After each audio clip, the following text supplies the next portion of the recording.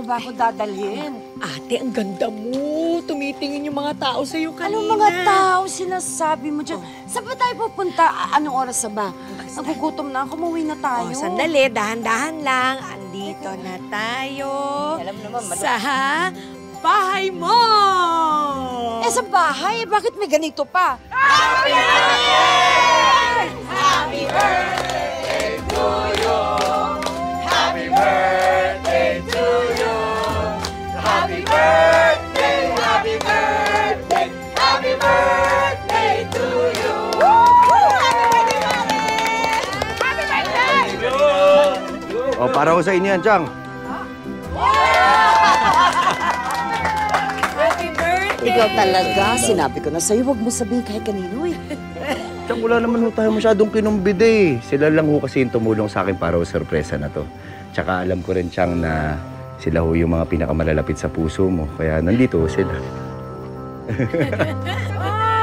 Meron pa! Bulaklak pa! Tsaka, Chang, kulang pa ho ito sa lahat ho ng ginawa nyo para ho sa aming lahat. Siyempre, ikaw, naging mabuting nanay ka para sa akin simula pagkabata ko. At naging mabuting nanay ka rin po sa lahat ho ng mga taga-tumahan. Salamat po. Salamat, anak. Hindi lang naman po kayo ang ilaw ng tahanan, kundi ilaw po sa buong tumahan! Yes! Correct yan, Kapitana. Kaya maraming salamat po sa naitulong niyo sa amin, lalong-lalo na sa anak ko.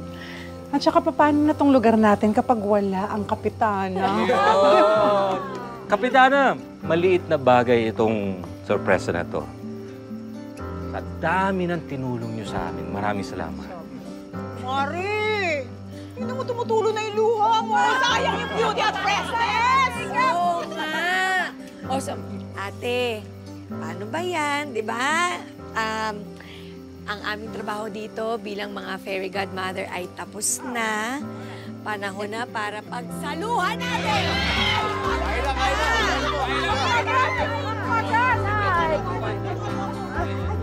Talaga nagkandaan yan, Chanila, oh. Sige na, ayan. Oh, sige na, kumain kayo. Kumain kayo na rin.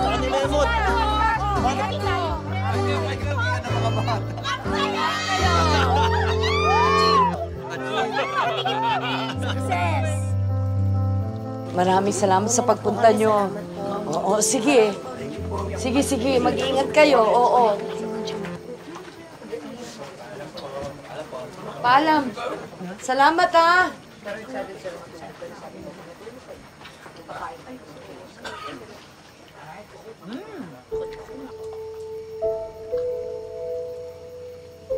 Oh, bakit? Ikaw naman ngayon ang natahimik. Wala ho, Chang. May kailangan kang ipagpaalam sa akin, no? May gagawin ka na naman. Delikado.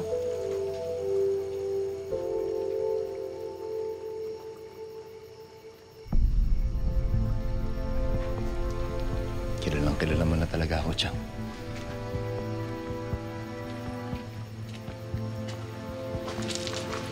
Chanina. Chang. Chanina. Kailangan ko kasing gawin to eh. Tsaka para na rin ho sa protection mo, eh, mas mabuti ho siguro na hindi mo na malaman yung buong detalye.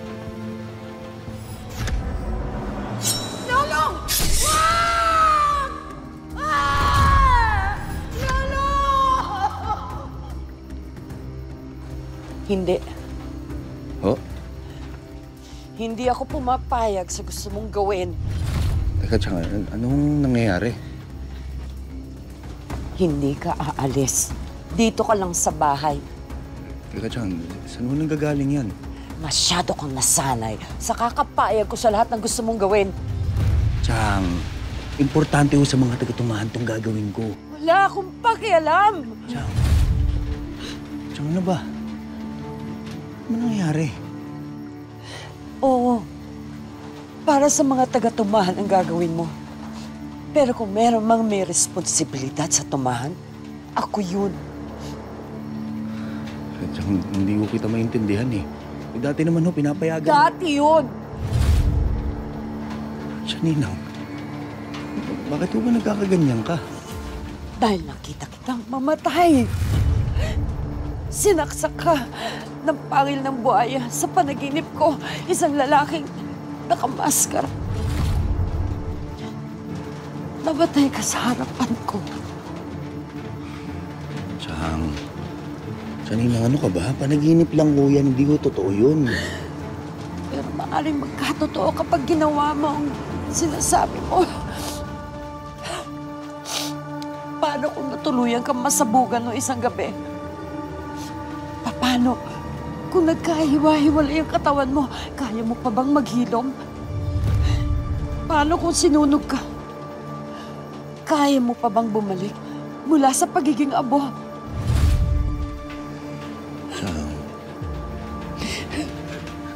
Ano ba? Ikaw na rin ang nagsabi. Ako ang magulang mo. Kaya bilang magulang mo, susunod ka sa sinasabi ko.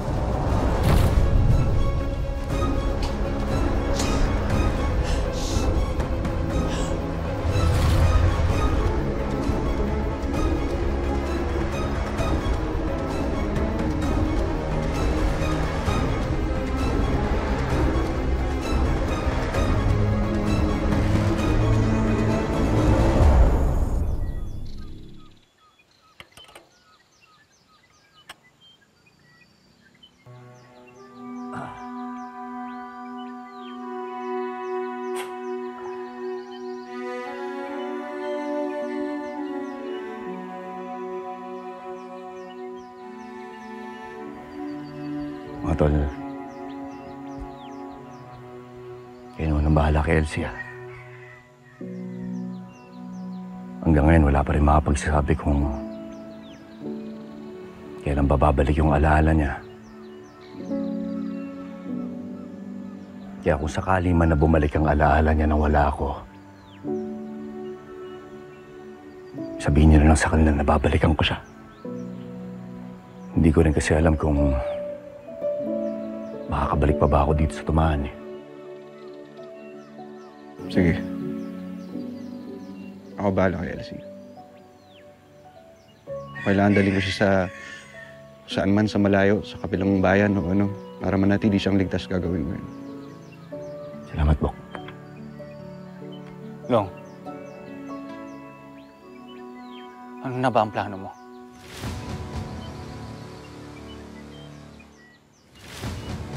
Papasukin ko na ang kuta ng mga kalaban.